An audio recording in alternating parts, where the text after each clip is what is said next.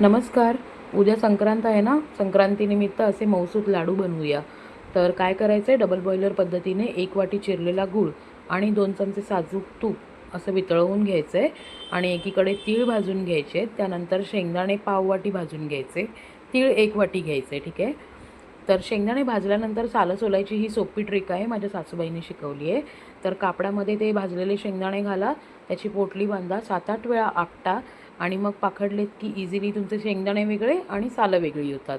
तर गूळही इथे मेल्ट झालेला आहे आणि मिक्सरला आपण शेंगदाणे आणि त्यानंतर मग तीळ असं वाटून घ्यायचं आहे. 2 चमचे अख्खे तीळ साईडला काढून ठेवा आणि मग एका ताटामध्ये शेंगदाण्यांची पावडर, तिळाची पावडर आणि वेलची सुंठची पावडर, वितळलेला गूळ आणि जे अख्खे तीळ होते ते घालून मिक्स करून घ्या हाताने छानपैकी आणि मग लाडू वळायला सुरुवात करा. असे एक हाती सुंदर लाडू वळून तयार होतात.